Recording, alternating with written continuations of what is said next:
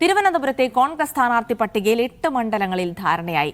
നേമത്ത് K Sabarinathan, നെയ്യാറ്റിൻകരയിൽ N ശക്തൻ, കാട്ടാക്കടയിൽ MR Baiju, വർക്കലയിൽ SS Lal, കഴക്കൂട്ടത്ത് Sarath Chandraprasad, അരുവിക്കരയിൽ VS Shivakumar, Vamanapuram Palode Ravi, Nedumangad BRM ഷഫീറും മത്സരിക്കുമെന്നുള്ള ധാരണയിലേക്ക് എത്തുന്നു. തിരുവനന്തപുരം സെൻട്രലിൽ CMP ആണ് മത്സരിക്കുന്നത്. രജീഷ് നരിക്കുനി വിവരങ്ങൾ നൽകും. രജീഷ്, അങ്ങനെ 8 മണ്ഡലങ്ങളിലെ ചർച്ചകൾ തുടർന്നുകൊണ്ടിരിക്കുകയായിരുന്നു. എന്തായാലും ഒരു അന്തിമ തീരുമാനത്തിലേക്ക് വലിയ എതിർപ്പുകളില്ലാതെ എത്തിച്ചേർന്നെന്നാണോ മനസ്സിലാക്കേണ്ടത്? ജിൻസി, എതിർപ്പുകളില്ലാതല്ല, വലിയ കൂട്ടത്തല്ലുകൾക്കും ചർച്ചകൾക്കും ശേഷമാണ് ഇപ്പോൾ ഈ ഒരു അന്തിമ പട്ടികയിലേക്ക് ഇപ്പോൾ കാര്യങ്ങൾ എത്തിയിരിക്കുന്നത്. 8 മണ്ഡലങ്ങളുടെ സ്ഥാനാർത്ഥികളാണ് ഇപ്പോൾ അന്തിമമായിട്ടുള്ളത്. അത് ഏറ്റവും പ്രധാനമായും നമ്മൾ ചർച്ച ചെയ്യേണ്ടത് നേമത്തെയാണ്. നേമത്ത് കെ ശബരിനാഥനാണ് UDF സ്ഥാനാർത്ഥിയായി വരുന്നത്. നമുക്കറിയാം, ശക്തരായ നിലവിലെ മന്ത്രി VA ശിവൻകുട്ടിയും ഒപ്പം തന്നെ BJPയുടെ സംസ്ഥാന പ്രസിഡന്റ് R ചന്ദ്രശേഖരും ഇതുമായി ബന്ധപ്പെട്ട് മത്സരരംഗത്തേക്ക് വരുന്നു. അതിനൊപ്പം തന്നെ കിടപിടിക്കാൻ കഴിയുന്ന സ്ഥാനാർത്ഥിയെ വേണം. നേരത്തെ പല പേരുകൾ ഉയർന്നെങ്കിലും ആ പേരുകളൊക്കെ മാറ്റിക്കൊണ്ട് ശക്തനായ സ്ഥാനാർത്ഥിയെ തന്നെ അവിടെ മത്സരിപ്പിക്കാൻ തയ്യാറാകിയിരിക്കുകയാണ് കോൺഗ്രസ്. അങ്ങനെയാണ് കെ ശബരിനാഥന്റെ പേര് അവിടെ ഉയർന്നു വരുന്നത്. അങ്ങനെ പല റിവ്യൂകൾക്കും ഒപ്പം തന്നെ സർവേകൾക്കും ശേഷമാണ് കെ ശബരിനാഥന്റെ പേര് നിയമമണ്ഡലത്തിലേക്ക് ഉറപ്പിക്കുന്നത്. കൂടാതെ നെയ്യാറ്റിൻകരയിൽ എൻ ശക്തൻ, നമുക്ക് തിരുവനന്തപുരം DCC പ്രസിഡന്റാണ്. കഴിഞ്ഞ 1.5 വർഷമായി നെയ്യാറ്റിൻകര കേന്ദ്രീകരിച്ചാണ് എൻ ശക്തൻ പ്രവർത്തിച്ചുകൊണ്ടിരിക്കുന്നത്.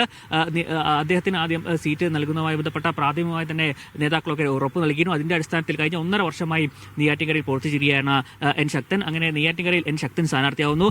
കാട്ടാക്കട MR ബൈജുവിനെ ആണ് ഇപ്പോൾ സ്ഥാനാർത്ഥിയാക്കാൻ തീരുമാനിച്ചിരിക്കുന്നത്. ഒപ്പം തന്നെ വർക്കലയിൽ SS ലാൽ, കഴക്കൂട്ടത്ത് കഴിഞ്ഞ തവണ UDF സ്ഥാനാർത്ഥിയായി മത്സരിച്ച ആളാണ് SS ലാൽ. അദ്ദേഹത്തിന് വർക്കല സീറ്റാണ് നൽകിയിരിക്കുന്നത്.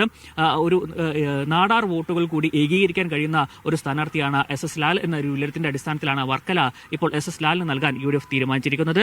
കഴക്കൂട്ടത്ത് ശരത്ചന്ദ്ര പ്രസാദിനാണ്. തിരുവനന്തപുരം സീറ്റായിരുന്നു ശരത്ചന്ദ്ര പ്രസാദ് നേതൃത്വത്തോട് ആവശ്യപ്പെട്ടിരുന്നത്. പക്ഷേ ആ സീറ്റ് CMPക്ക് നൽകാൻ മുന്നണിയും ഘടകകക്ഷിയിലും ഒക്കെ ഒരു ഏകപക്ഷീയമായ തീരുമാനം ഉണ്ടായ സാഹചര്യത്തിൽ പിന്നീട് കഴക്കൂട്ടം സീറ്റിലേക്ക് ശരത്ചന്ദ്ര പ്രസാദിനോട് മാറാൻ ആവശ്യപ്പെടുകയായിരുന്നു.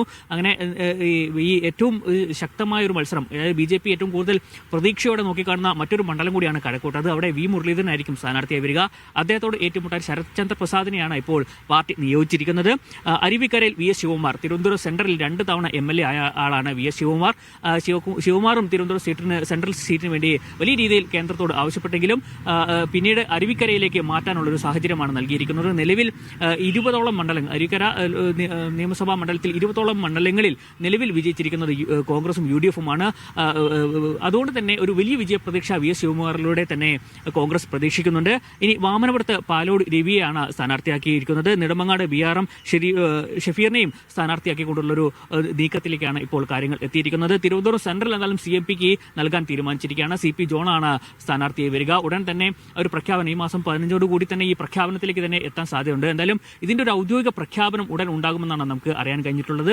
എന്തായാലും വലിയ ചർച്ചകൾക്കും നീണ്ട കൂടിയാലോചനകൾക്കും ശേഷമാണ് ഈ ഒറ്റപ്പേര് പട്ടികയിലേക്ക് ഇപ്പോൾ UDFും കോൺഗ്രസും എത്തിയിരിക്കുന്നത്.